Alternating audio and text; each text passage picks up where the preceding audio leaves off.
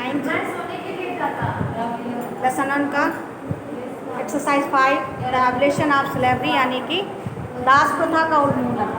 One of the most revolutionary social reforms of the Jacobian reform was the abolition of slavery in the French colonies. सबसे बड़ा उस time का जो था समाज में बहिष्कृत किया जा रहा था, समाज में दास प्रथा का उन्मूलन करना था और इसमें जैकोबिन क्लब के लोग बहुत तेजी से इसमें हो रहे थे, अग्रसर हो रहे थे। The colonies in Caribbean, Montague, Guadeloupe and San Domingo were important supplies of commodities such as tobacco, indigo, sugar and coffee. देखा जाए तो दास प्रथा को लेकर हम प्राचीन में पढ़ भी चुके हैं। अगर हम देखते हैं तो दास प्रथा के लेकर हम बात करेंगे।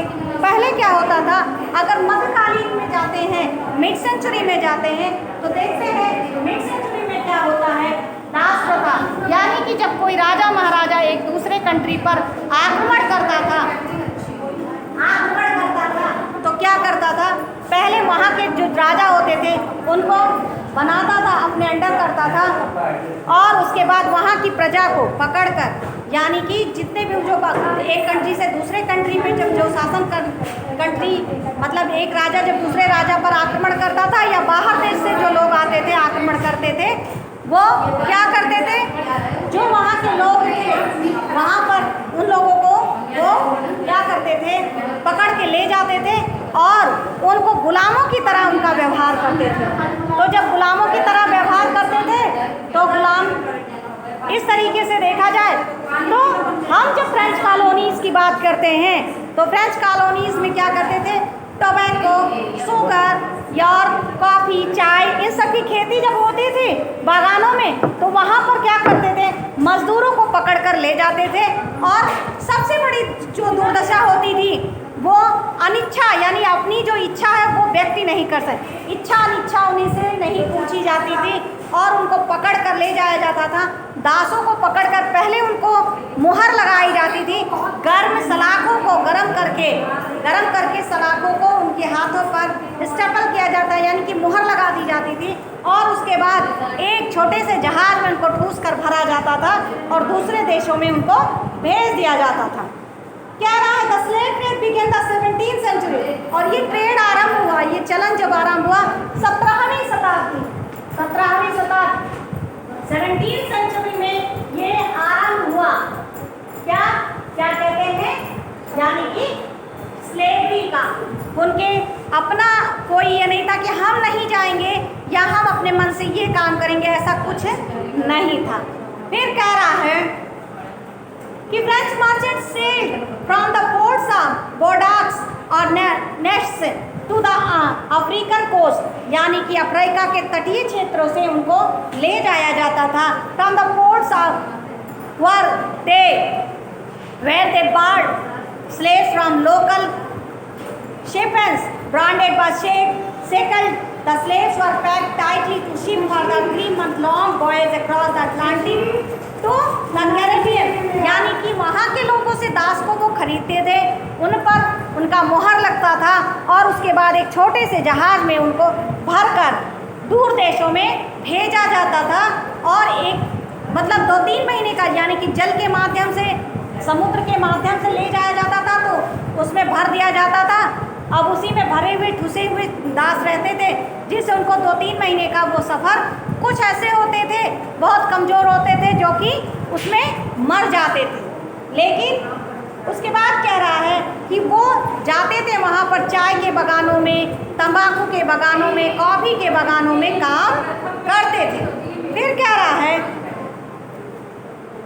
port cities like Bordeaux and Nantes owed their economic prosperity the flourishing slave trade और ये धीरे धीरे स्लेव ट्रेड को क्या कर रहे थे, बढ़ा रहे थे, आगे बढ़ा रहे थे।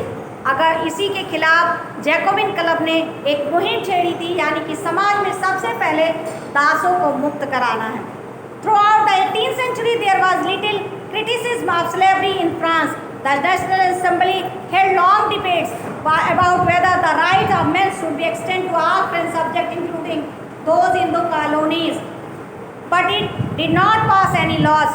कहते हैं जैसे अपने यहाँ है, किसी भी कानून को लाने के लिए या किसी चीज़ को किसी भी चीज़ में परिवर्तन करने के लिए जिस तरीके से डिबेट्स होते हैं, हम पक्ष और विपक्ष को रखते हैं, ऐसा ही वहाँ पर भी हुआ कि दास प्रथा को ख़त्म करने के लिए कई डिबेट हुए, लेकिन कोई इसके पक्ष में नहीं था कि दास प्रथा को ख़त्म कर दिया जाए। सभी इसके विपक्ष में सब पक्ष में था कि दास प्रथा को ना ख़त्म किया जाए।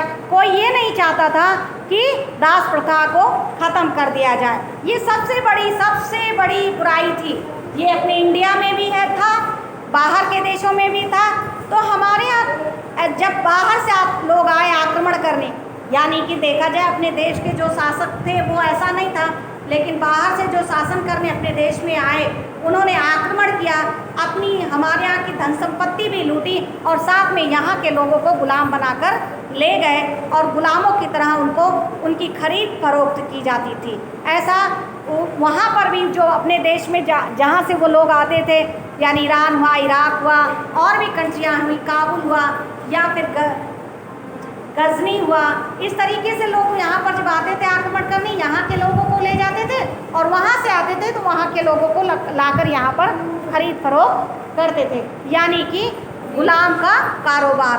और इसको हम कहते हैं वही गुलाम वही दास, सब एक थे।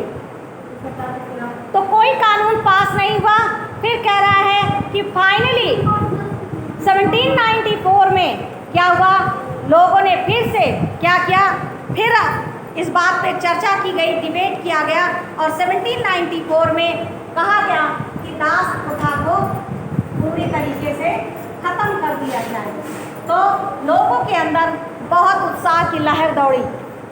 इस तरीके से this however turned out to be short term measure। 10 years later Napoleon reintroduced slavery।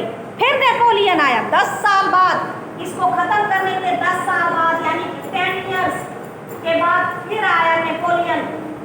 Napoleon जो था, देखा जाए तो लोग कहते हैं नेपोलियन बहुत अच्छा था। क्यों? वही कहते हैं जो रिच फैमिली से थे, बहुत हाई सोसाइटी से, जो कि नेपोलियन उन्हीं की तरह ही सोचता था। तो 10 years बाद फिर से स्लेवरी ट्रेड आया, फिर से दास प्रथा का चलन शुरू हुआ नेपोलियन के आने के बाद। फिर कह रहा है including two African negroes in pursuit of their economic interest, slavery was finally abolished in French colonies in 1848। Napoleon आने के बाद जो चीज़ें शुरू हुई, फिर जाके उसका लोग बहिष्कार करने लगे और अंततः 1848 में ये पूरी तरीके से क्या हो गया, ख़त्म हो गया। यानी स्लेवरी यानी दास प्रथा का पूरे तरीके से क्या हो गया, एबॉलिशन हो गया, यानी कि उन्मूलन हो गया। तो ये एक्सरसाइज 5 आपका कंप्लीट हुआ। अब एक्सरसाइज 6 है the revolution and everyday life. रोज़ के दिनों की जो रेवोल्यूशन थी, क्रांति थी रोज़मर्रा की ज़िंदगी के, उसकी क्रांति हम कल पढ़ेंगे। आज एक एक्सरसाइज ख़त्म हो गया और जिन्होंने कॉपी नहीं बनाई है वो कॉपी बना ले। अगर हमारे पास पूरी कॉपी नहीं आती है तो अभी तो 3rd मंथली था, उसके बाद हाफ ईयरली है, नंबर तो पूरी तरीके से काट लेंगे, 20 उसका 20 इसका, पूरा 40 नंबर जाएगा। उसके बाद तो कॉपी नहीं बनेगी तो धीरे धीरे पता ही चलेगा कितने लोगों ने कॉपी बनाई है कि नहीं बनाई है। और जिनकी बन गई है, चेक नहीं है, वो कॉपी आके चेक करवा लें।